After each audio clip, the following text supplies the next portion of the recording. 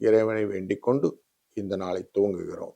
21/2/2026 சனிக்கிழமையான இன்று விஸ்வவாச வருடத்திலே மாசி மாதம் 9ஆம் நாள், வளர்பிறையில் சதுர்த்தி என்கிற 4ஆம் நாள். சாயங்காலம் 2 மணி 12 நிமிஷம் வரைக்கும் இருக்கும்.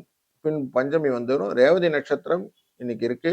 மாலை 8 மணி 15 நிமிடம் வரை. பின்பு அசுவனி நட்சத்திரம் வந்துடும். காலையில 7:30 மணில 8:30 மணி வரைக்கும், சாயங்காலம் 4:30 5:30 மணி வரைக்கும் நல்ல நேரங்களும், ராகு காலம் 9:10 1:03 யமகண்டமும் 6:07 குளிகை நேரமும் உண்டு. சூலமானது இன்று கிழக்கு, தயிர் பரிகாரம். கும்ப ராசிக்குள்ளே சூரியனின் இருப்பு 1 நாழிகை, 3 நாழிகை 29 வினாழிகள், 6:32 சூரியன் உதயம். ரேவதி நட்சத்திரத்திலே சந்திர பகவான் இருக்கிறதுனாலே பூரம் மற்றும் உத்திர நட்சத்திரக்காரர்களுக்கு சந்திராஷ்டம எஃபெக்ட் உண்டு. இன்னைக்கு சமத்துவமான நாள். இந்த விவசாயத்துல விதை நழிக்கிறதுக்கெல்லாம் இன்னைக்கு நல்லது. புதுசா வித்தை கத்துக்கிறதெல்லாம் கத்துக்கலாம். உற்சாகம் அளிக்கும் காரியங்கள் நான் செய்யலாம். புதுசா ஆடை ஆபரணங்கள்லாம் வாங்கியிருந்தா போட்டு பார்க்கலாம். சதுர்த்தி என்கிற இந்த நாள் இன்னைக்கு வரப்பிரசாதம், கடனை அடைப்பதற்கு.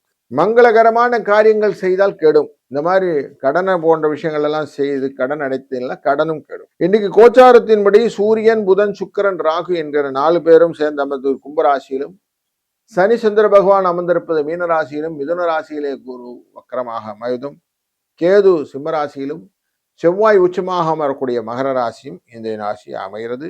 நாம் தொடர்ந்து ஒரு ராசிக்கும் பலன் பார்க்க போகிறோம். மீனராசி நண்பர்களே, ராசியின் உள்ளே இன்றைக்கு சனியும் சந்திரனும் சேர்ந்து அமர்ந்து இருக்கிறார்கள். சந்திர பகவான் ரேவதி நட்சத்திரம் என்கிற புதனுடைய நட்சத்திரத்திலே இருப்பதனாலும், சனி பகவான் தனித்து அமர்ந்து கொண்டிருக்கக்கூடிய சூழ்நிலையானது 12-11 தேவையற்ற எக்ஸ்ட்ரா செலவுகள்லாம் உண்டாகும். குருவின் பார்வையானது 12ஆம் இடத்துக்கு பார்க்கணும்னா கொஞ்சம் கண்ட்ரோல்டா இருக்கும். 2ஆம் இடத்துக்குரிய செவ்வாய் 11ல் அமர்வதனாலே ஓரளவுக்கு மேக்கப் பண்ணிக்கிற ஒரு தைரியங்கள்லாம் வரும். ஆனாலும் தேவையற்ற தொல்லைகளும் வரும். 5ஆம் இடத்துக்காரனானதால் குழந்தைகள் வழியில சில தொல்லைகளும் உண்டு.